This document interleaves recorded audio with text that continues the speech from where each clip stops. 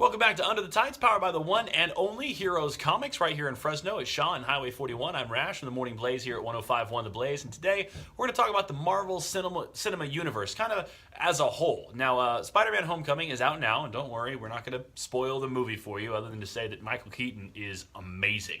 Very underrated is Michael Keaton. I don't know if I've seen a whole lot of movies that I didn't like in which he was in. You think about Batman and Beetlejuice, and more recently Birdman. This is right up there, his performance as the Vulture in Spider-Man Homecoming.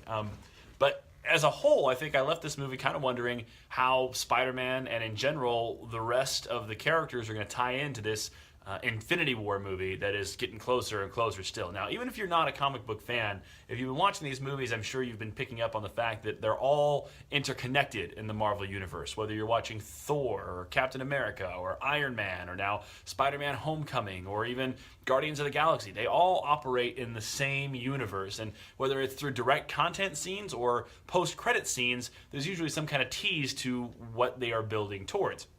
There's actually two post-credit scenes in Spider-Man Homecoming. The second one is fantastic. So, not a spoiler, just hang around for that last one if you haven't seen it yet. And for those who have seen it, let people see it on their own.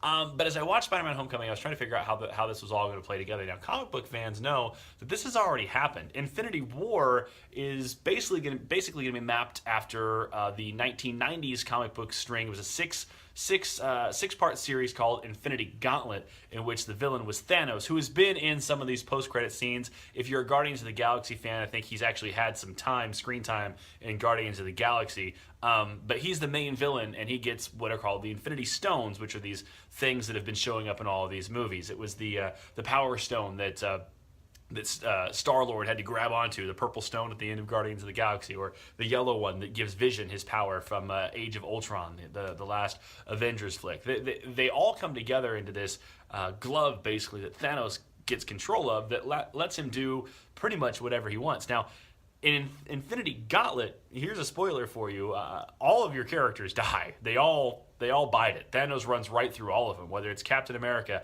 Iron Man gets his head pulled off.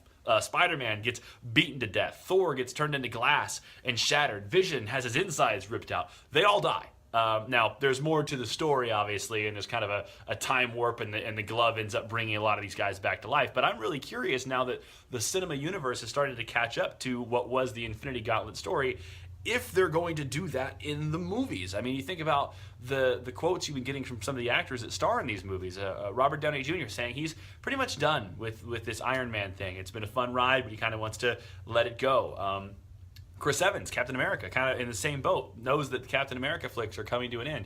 Do you think that even if it's for a brief moment, they would let all of these characters perish like they did in the books? I mean, obviously, like I said, they bring them back. I don't know, and I don't know how that would play out in a major motion picture with a lot of big budgets, big egos, and big paychecks. I don't know, but if you want the rundown on Infinity Gauntlet, maybe you can get the inside scoop ahead of some of your friends before this movie finally does get put out in theaters sooner rather than later. Get down to Heroes Comics. Ask Dave about it. I'm sure he can point you in the right direction, whether he has the whole thing put together or can kind of give you some background information.